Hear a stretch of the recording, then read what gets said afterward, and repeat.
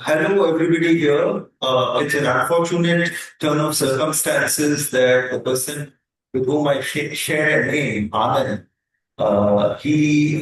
there was once when three Anands were there, Anand Teltumbde, S. Anand, and Anand Teltumbde. Today he's here in absentia, he's behind me, and I can see him before me. He's everywhere, but not here.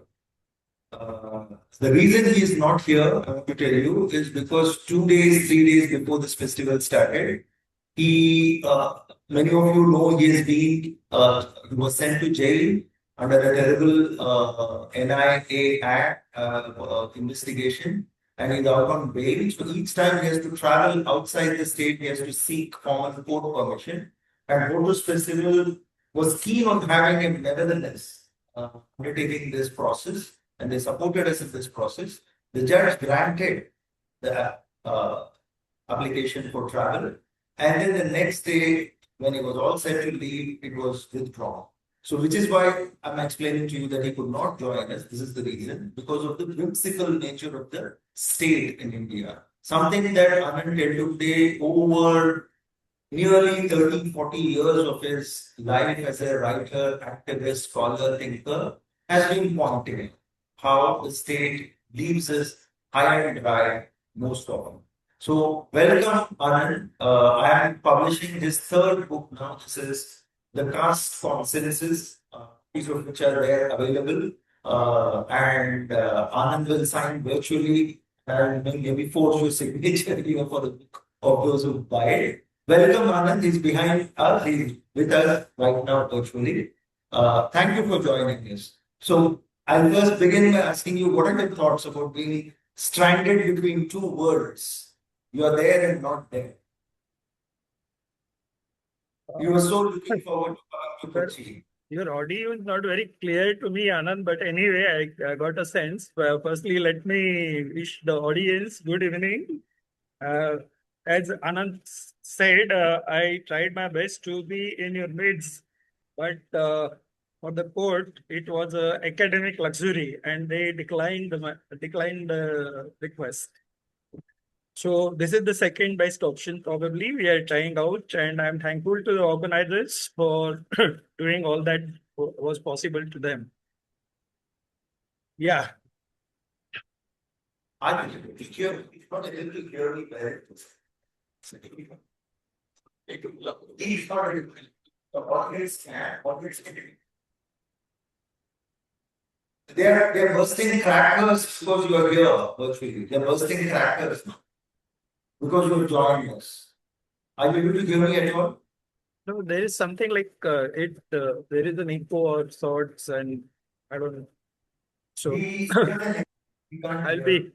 I'll be able to make out what you say, but just go slowly when you ask me question. Okay. Now, is this coming through? Sorry about this technical issue, so we are trying to do the best. Is this coming through okay if I ask a question, if I speak? It's okay, but sometimes it's okay, sometimes may. Oh, so it's not. Give it to me. Yeah. But will you be able to hear the hand? Okay, now I'll tell you briefly about this book. The caste consensus, which we are going to discuss today, began as a process. But will you be able to hear this? We'll translate it. Just a second, just a second. If I speak into this mic, is it better, Anand? Is this better? Oh. Is this better? Is this coming through better? So it won't be, I guess. No, it won't be because then we'll do this. Yeah, we'll do this. So you carry on as before. There is a caste consensus in the book that came out of a dialogue between the two Anands. First, I asked him soon after the caste consensus was announced. This was 4-5 months ago, that he should do a quick book on this, and then he wrote an article for Frontline magazine, which he sent to me. Then he started on this book, which will explain to you the beginnings of the caste system, to what happened during the Buddhist period, the Islamic period, the Vedic period. Then it covers the ground up to Mughal, and then what happened during the small states. There are so many kingdoms that were all around the country. Then what did the British do to caste, especially after 1857? What is the origin of the census? Why did it start counting caste? When did they stop? In 1931. Why this project was abandoned, and after 100 years, we are going to count caste again, because the BJP has decided on taking on the Congress agenda, which was to say, let's count caste. So here we are, and this book is a severe critique of this census, of this caste census, and how it is going to be a major counterproductive exercise, because social justices cannot be linked to the caste census, is Anand Teltumbde. So, sir, the first question I have for you, despite your critique of the caste census and this book doing very well, the census is going to go right. Now, when this happens, it's a question that all of us, it's a question I'm asking on my behalf and on your behalf. When the census official knocks on our door, do we behave like Sudhamurthy and Narayanamurthy and say, no, I do not believe in caste? Or do we end up admitting to what we are? What is this thing we are about? How do we deal with the fact that the caste census is going to happen? And this historic event is going to happen. Are we prepared for it? Yeah, book was not actually aimed at to stop the caste census. In this country now, whatever Narendra Modi decides will happen and will keep on happening. So there is no question about any book influencing it or whatever. My modest objective behind writing the book, as you probably briefed, is that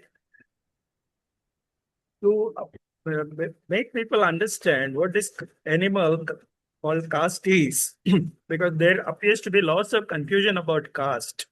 And therefore, I thought that we have to explain firstly how caste, what exactly caste is, what is parameters are, what is profile is, and how this caste is used or abused by various rulers through history. So, the historicity of caste until today is depicted in the book, and I expected people to understand in the context of whatever discourse that arose in the context of caste census.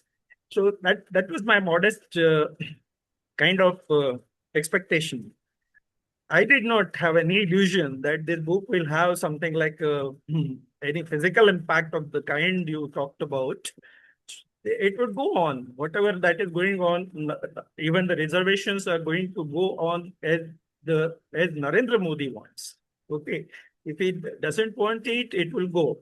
So, what happens is that the caste census is going to be used by this current regime to abolish caste-based reservation and not caste. You talked about Sudhamurthy and all. The people of their ilk, I'm afraid, will not register their caste. So all the well-off people, millionaires and billionaires of upper caste are not going to register, because they would take shelter under that we don't have caste or anything. As regards me also, probably that is an option. I would say I am a casteless animal. So, but that there is a difference between me and Sudhamurthy or sorts, So, so they don't mix up.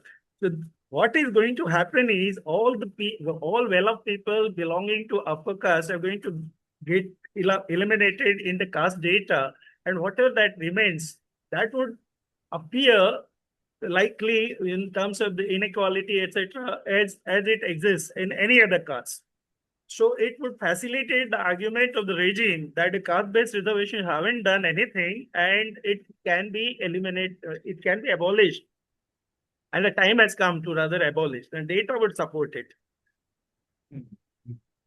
Now, historically, when the first kind of exercise in caste census taking happened, in 1891, one of the pioneering anti-caste thinkers and activists of Tamil Nadu was also a Siddha doctor and somebody who was a journalist, was known as Pandita Ayoti Das.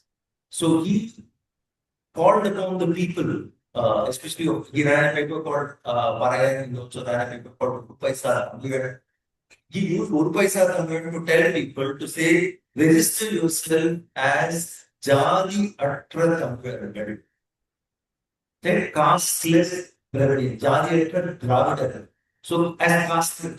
So people have used this exercise to also voice their protest. So today, how do we do this? How do we do this? And because it's also a time when colonialism freeze dried, as you say, froze certain communities into certain silos. So the Nadas would say, we are not this, we are not Dalits, don't equate us to Korea. So that happened. But there was also people like Ayuthi Das who said, we are castes. So is that even an option now? Given that there is a finality of the caste systems. I haven't got it clear, but I think we need not waste time in repeating it. I guess what you said. In Ayodhya Das's case, he wanted to have a sort of pan what is called pan Tamil Dravidian unity, that we are something like a Dravidian and all that kind of. Then he later on said, about the Buddhist, we wanted to impose a Buddhist identity, that we were Buddhists. Okay. So that was another, that was a different kind of approach towards caste and kind of creating a different kind of identity from the stigmatized Hindu lower caste identity. So that was his way of doing things. So various ways people actually tried and dealt with caste. So people brought in something like an Adi identity, and that was also quite significant. That was a movement of sorts in every state that they wanted to get out of this stigmatized thing and call them like we were the original people. Okay. So what happens now? And this is the similar kind of approach like BJP used to Hinduize people, transcending caste divisions of Hindus and said that we are Hindus and they just opposed it with the religious identity of Muslim the other. They made them the other and tried to consolidate all the Hindus. But it is not that BJP has wanted to sort of transcend caste. Actually, there might not be any bigger astute user of caste than BJP.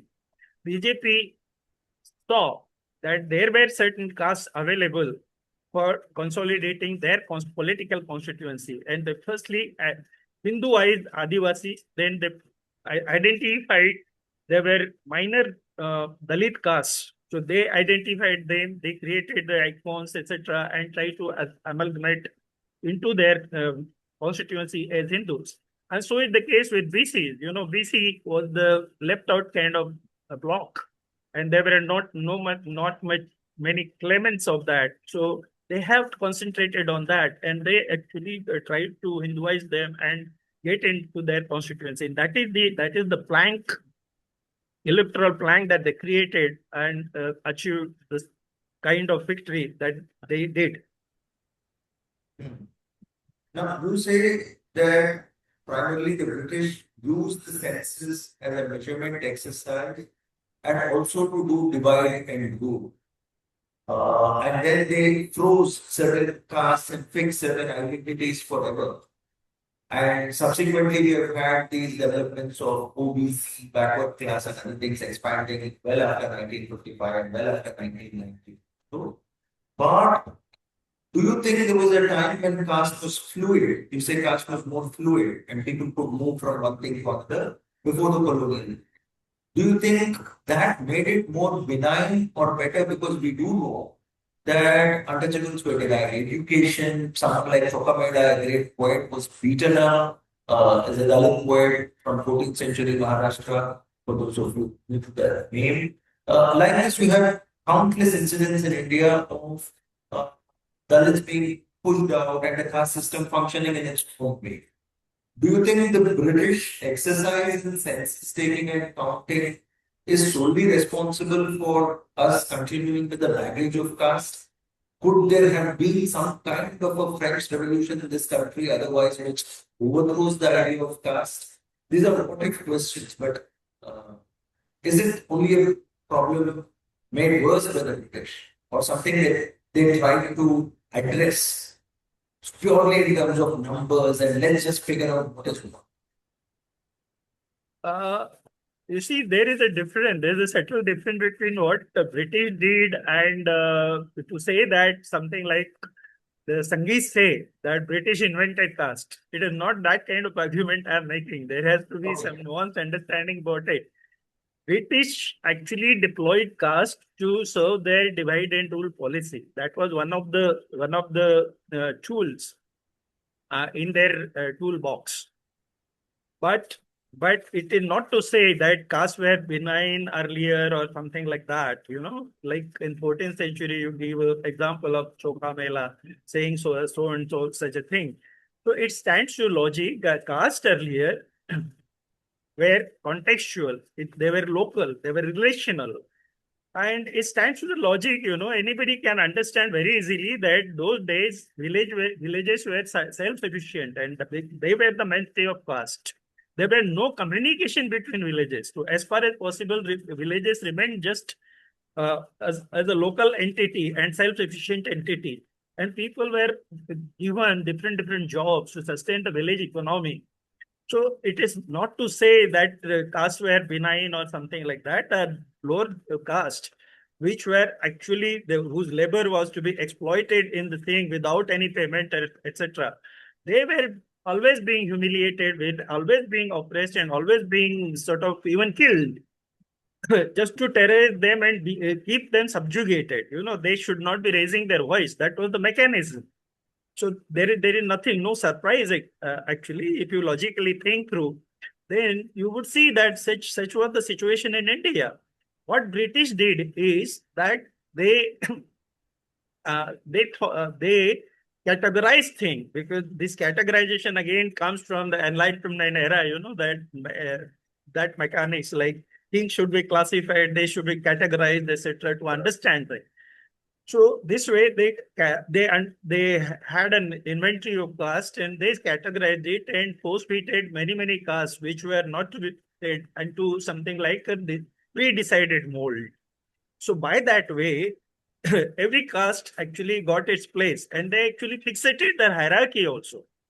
So this is what happened. So many castes had a clue that they were not alone in the village, but they had their counterpart extending up to Arunachal Pradesh probably, and they started building bridges. So depending upon their resources, depending upon their wealth, and depending upon their mandate status, they exploited that and represented to British numerator and administrators that to claim the higher status than what they were assigned in a traditional Hindu hierarchy. So this is what happened. So that actually unleashed a very different dynamics. Now, this kind of advantage did not accrue to Dalits. That is very obvious because Dalits were the bottommost thing. So an organizational benefit, Dalit did not require. But the rest of the caste, who were their oppressors, getting sort of strengthened with this kind of cross caste ties, actually aggravated their oppression. Okay, so Dalits were affected adversely by this kind of dynamics. When do you think in India there was open mobilization of castes for electoral gains? Pre-independence India, even the elections that we sort of don't see, it's only the elites who are kind of participating in electoral politics on the center, right? And only because of the Pune Pact and other such developments that you had, even the possibility of Dalits entering this political space. But today, what do we see? We see that it is a perception and it is a truth also that the Congress was seen for a long time as a Brahmin, Baniya plus Muslim part, plus with Dalits. No, sorry, Brahmin, Baniya thing is with the BJP. But nobody explicitly says. At least at one point, DSP used to say we are for Bahujan, Maro, Jute, Chara, to others. But everybody moves towards a certain common kind of, we are for everything. Nobody explicitly says that we are mobilizing in the name of caste. And yet it is done. How do you think this gap is going to change with the caste sense between perception? Because nobody openly says I'm mobilizing in the name of caste. Yet they do. The BJP does mobilize in the name of religion, but it doesn't openly say it stands for caste, though it takes the caste arithmetic into consideration in each constituency. You mean usage of caste in elections and all? Is that you meant? I mean, earlier the political parties were identified with certain groups, like Brahmin Baniya for BJP, and the Congress will say Dalit, Muslim, and even Brahmin predominance. But this was never openly said. This is never openly said. So how do you think caste mobilization in politics is going to be affected by the counting of caste, all caste? You see, this is the modern usage of caste in electoral politics, because our election is entirely voted on caste. And if I got you correct, or whatever in fragments I heard, you are trying to sort of refer to that. So you can chronologically look at it, in pre-British, meaning during colonial times, whatever elections happened, there was no caste. Okay, let us understand that, because the franchise right of voting was limited to very few people. 1919, our election system started, Montesquieu Census reforms. And that times, just about 8% adult population had a voting rights. It was given to those people who had wealth, who were educated and who paid taxes. This franchise was increased in 1935 Act and brought it to something like a quarter, meaning 25% or so. Somebody writes it 28%, somebody writes it 20%, and all that thing. There could be always dispute about figures. But it was substantially increased. But still, it was something like 1/4 of the population. So there was nothing like, and these kinds of people, all lower caste people, etc., were excluded. So there was no question about election being caste-based. But in post-election time, the usage of caste, as you say that Congress emerged as something like Brahmin, Dalit, Muslim kind of party, and BJP was identified by Brahmin Baniya party. So that is true. Their characteristic was true because these castes actually backed them up. But it was not again a caste intensive kind of elections. They did not base, because they assumed Congress had a virtual monopoly on votes. Something like if you look at the data, early 3 elections like 52, 57 and 62 elections, Congress got almost 44-45% kind of votes and 3/4 of the seats. The Congress was very comfortable, and this dynamics actually impacted lot many policies.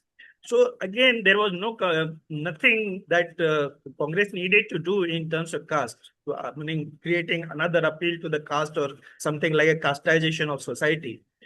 This actually started, usage of caste started after the electoral politics started becoming intensively competitive. And that happened because the changes in political economy brought in by the land reforms and Green Revolution. The emergence of the BC as an empowered bloc, that is what actually made the intensification of the electoral competition. And therefrom, the vote bank politics actually started. So people started identifying minute kind of castes which are not paid attention to by the mainstream party. They started getting them, started doing them, etc. This started happening like. Okay, so this needs to be understood. Thereon, caste became a mainstay for electoral politics in India. Generally, what we have seen in the anti-caste discourse, over in the post-independence period, especially after 1970s, is that the state is some kind of an enabling.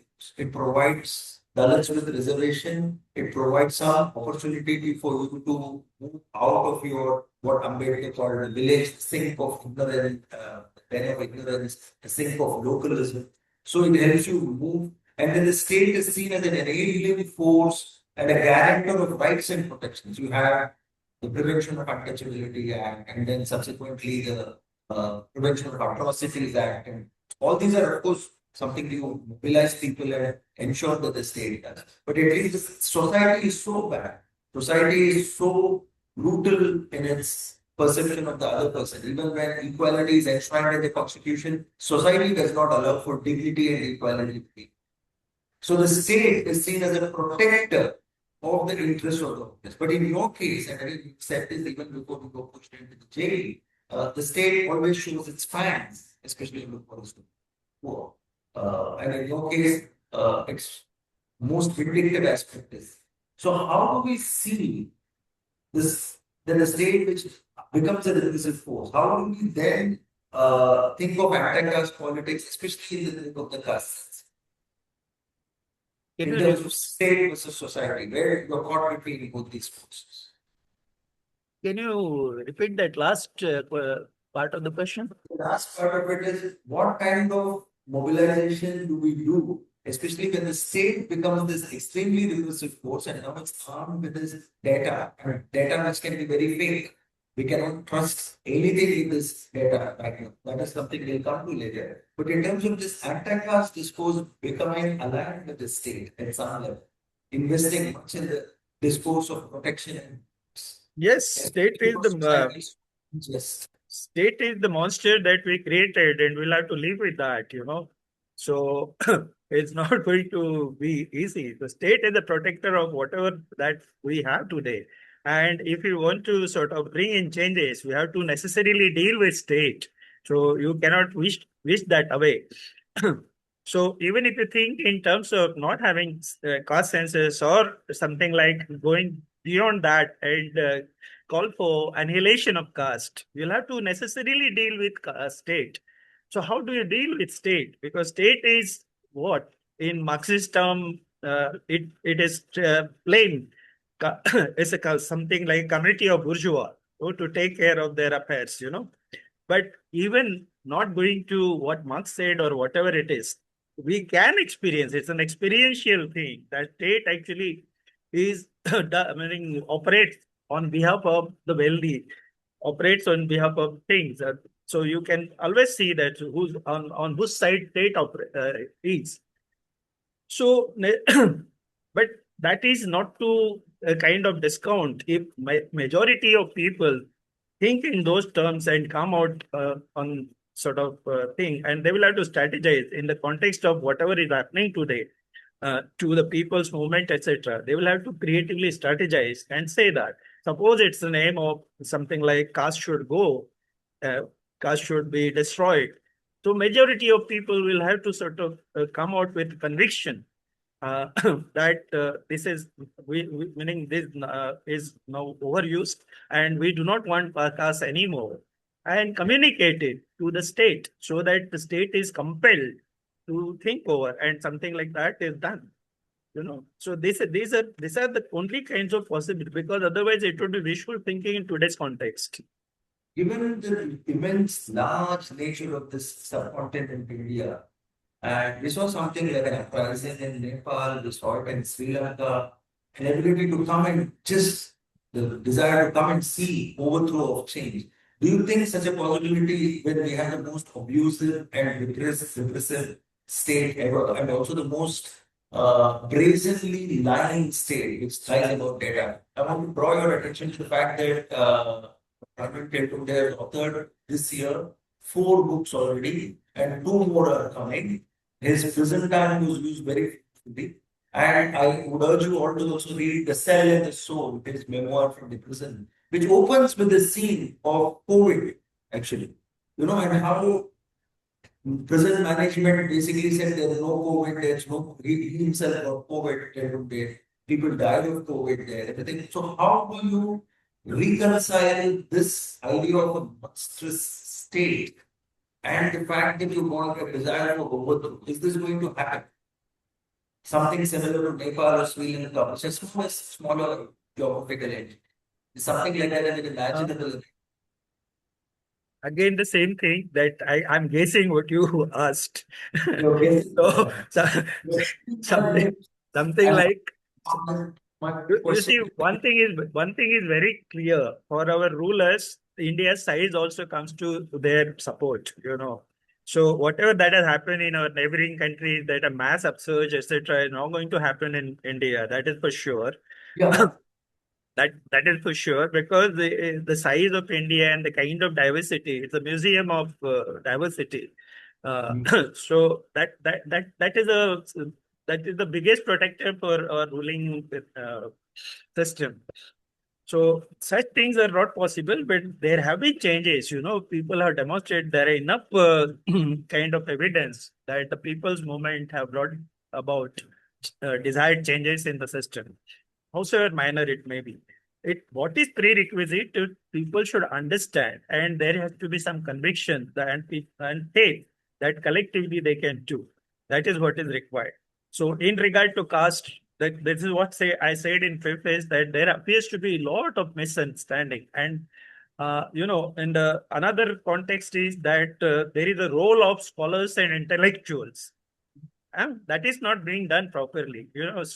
Our scholars, etc. I said it in recently in one of the articles in the Wire, that they have created a paradigm of business as usual, as if from 2014 nothing had changed in the country.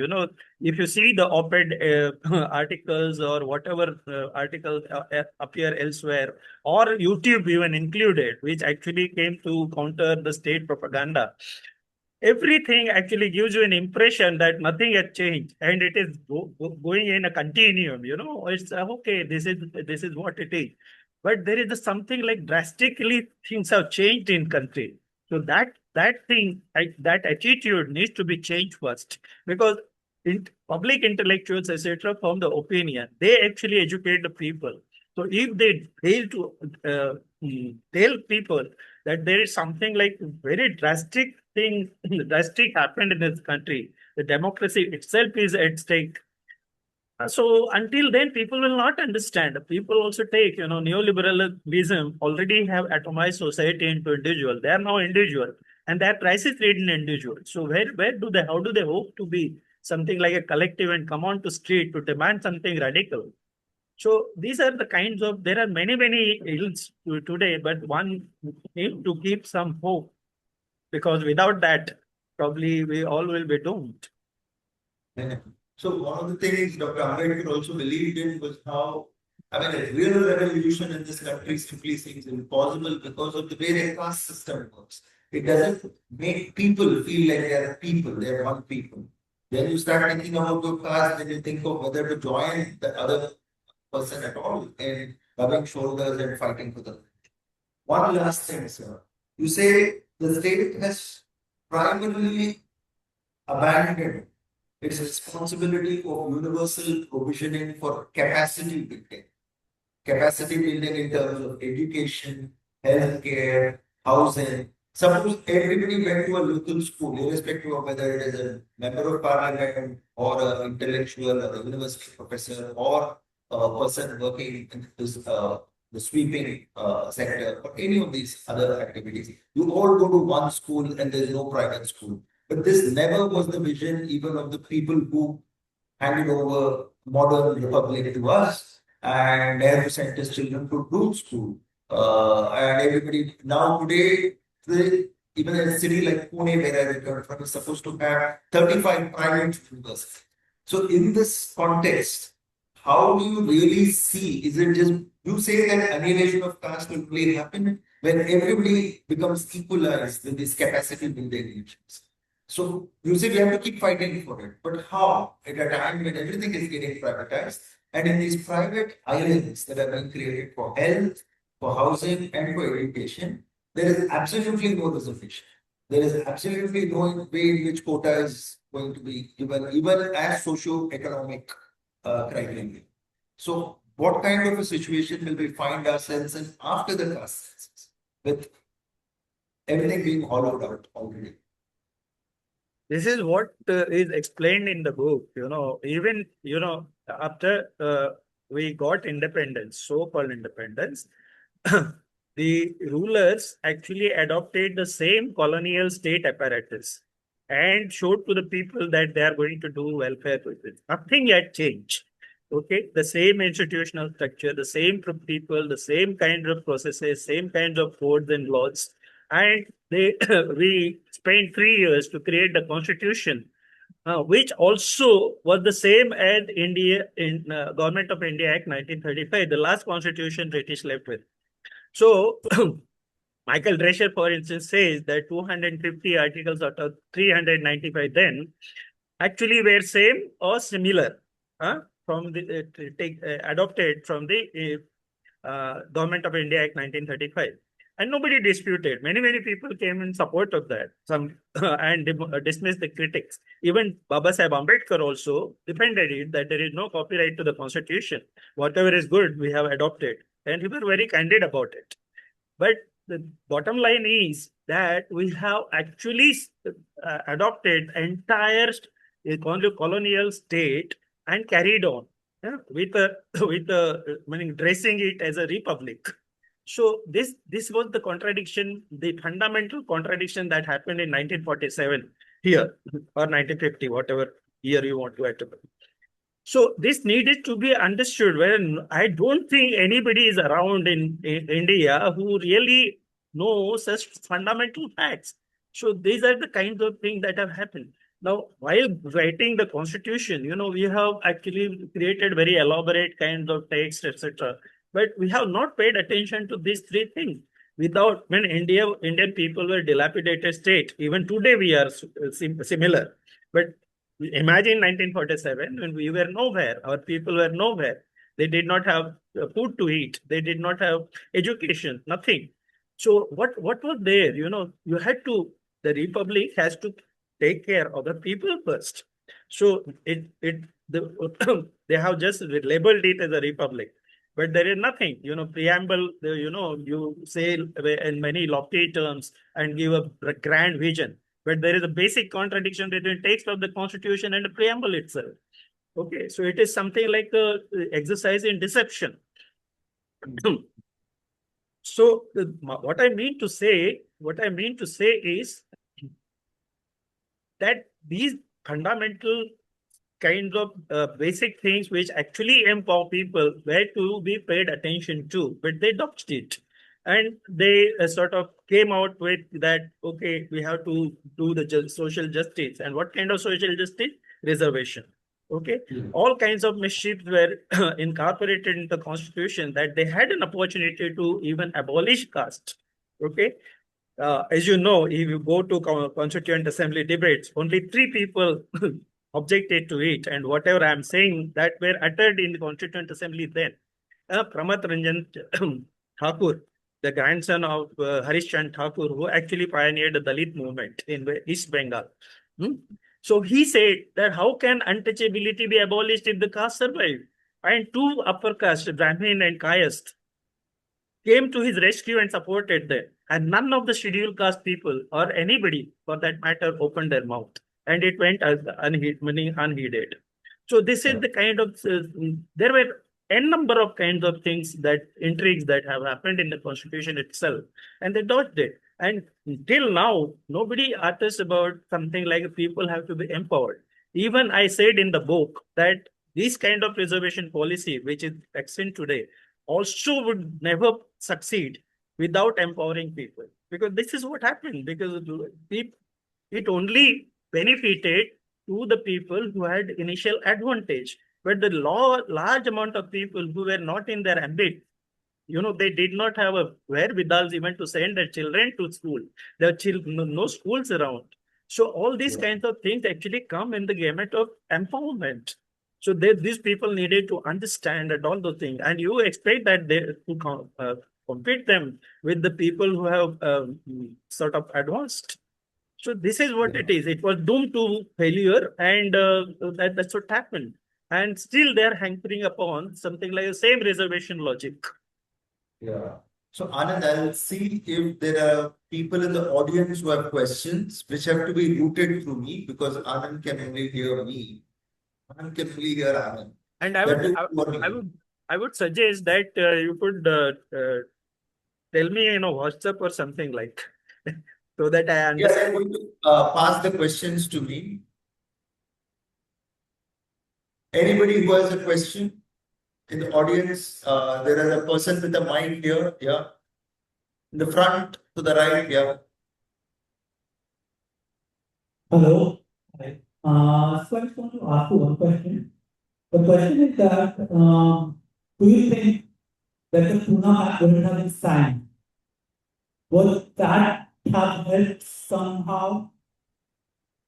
His question, sir, is if Pune Pact had not been signed, if Dr. Ambedkar did not sign Pune Pact, would it have changed the course of history and the way caste Yeah, okay, I got it. handled? And got it this time very clear. Oh, I think from the audience he hears that. My question was clear. Okay, good. Yeah. So Pune Pact was actually a thing which related with the separate electorates and the reservation, etc.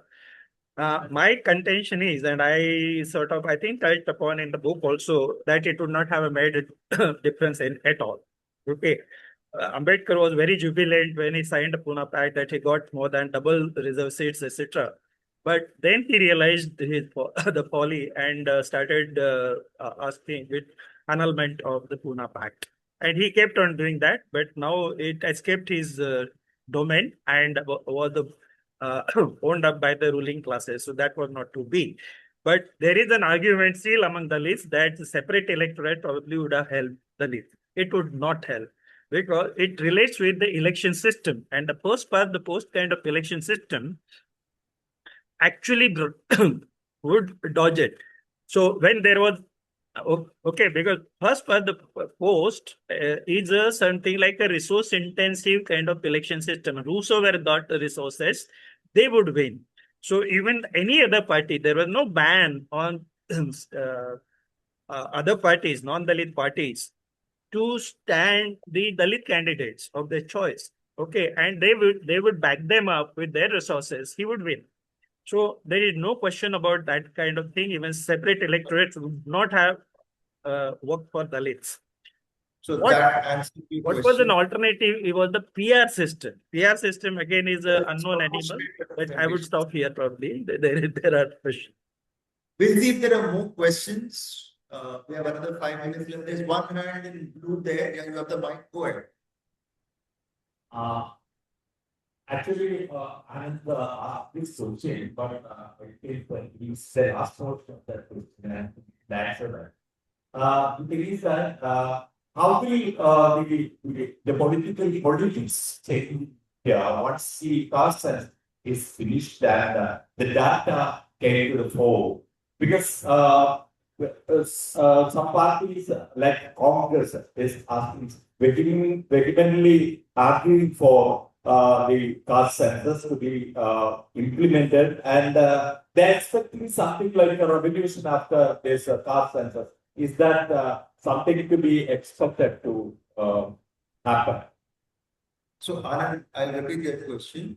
So how will the caste census, which is going to happen, impact politics, especially when the Congress says that if you really reveal the data and numbers about who is where, doing what, then it will lead to a kind of a social revolution. Is that, or if you think otherwise, what is the impact? How is it going to change politics? How is this historic, once after 100 years event going to create a tsunami of sorts? What is the impact? Who is going to benefit out? Especially with the added caveat that the BJP is most likely to fudge for it. No. You see, there is a big confusion, and that's what actually motivated us to bring out the book. So when Congress upheld it and became something like a social justice party, saying using Kashiram slogan, basically Rahul Gandhi borrowed Kashiram slogan, that जिसकी जितनी संख्या भारी उसकी उतनी भागीदारी etc. But भागीदारी in what? What does he mean by that? Social justice in what? Social justice in reservation in parliament, legislatures, or reservations in government sector, which is getting eroded fast. Okay, so this is what they probably mean. Beyond that, they do not mean. They do not mean something like in something like share in the wealth of the country. You know, today, three-fourths of the wealth is concentrated in 10% of people's hand. So this kind of sort of vulgar inequality this country has. Yeah, are they going to equate? Are they going to mean something like land reforms, distribution of land? Or are they going to mean the end of the inheritance that Ambani's son would be Ambani only and he would have inherit something like billions of dollars? So nothing of that kind is going to happen. That just pooling people with something like a reservation. So the backward caste is getting sort of they faced the brunt during neoliberal kinds of processes. So they are demanding reservations, and the rest of the people are demanding something like caste enumeration. So caste enumeration for what? Give us something like it is entailing subcategorization. Give us our share. That kind of demand. What is going to happen? It is explained in the book that this is not going to work anyway, because it's not going to, even the reservation castes are not going to get their dues anyway through this kind of exercise. What is going to ultimately happen, and that need to be understood why BJP really accepted it. They were vehemently opposing caste census, but they suddenly kind of took a decision that they would include caste census in this general census. Why? That is the million-dollar question. And the answer to it is that probably the data would be manipulated to sort of facilitate their goal of abolishing the caste-based reservation. Period. I think I answered it earlier in terms of Hinduization. So how to use this to say, listen, this is all nothing. This is all Maya. I mean, can you? It is all wonderful. There's so much diversity in this country. That's what we are. Any other question? Do I see any hand? Oh, only my hand. So if there are no further questions, I'll tell you a lot of this that I had a conversation with him. I know his answers are in the book. I brought this conversation out of him to kind of reiterate what is in the book partly. Also because it gives you an opportunity to read the book and see that annihilation of caste is the long-term goal. And it is not an easy path. It is, as Teltumbde points out, and for me, this book, After Annihilation of Caste by Dr. Ambedkar, which talked about putting a dynamite to the Vedas and Shastras which teach you inequality. Now, Teltumbde is asking for another kind of a dynamite here, which is universal education, universal healthcare. It's not going to be done, but it is what we need ask to really achieve some kind of parity. So I would say read the book and where we hope Teltumbde, we wish Teltumbde gets free enough to go wherever he wants. This is almost like waiting for a visa, to come to Kochi. That waiting for a visa, the visa that never comes and then is cancelled. So this is the situation we have. And I think I'll thank everybody from Hortus who has the technical team with all the difficulties that they have managed to get him at least here virtually. So thank you. Thank you, Anand, once again on behalf of everybody here. Please get yourself a copy of the book and I'll be happy to forge his signature for you. My name is also Anand. Thank you. And you could share my email if the people want to ask me questions. They could write. I would make sure. On those people who buy the book and read it, I will write his email ID. Now, I want his email ID or to buy the book. This is my marketing scheme. All right. Thank you so much. Thank you, everybody. Thank you. Thank you.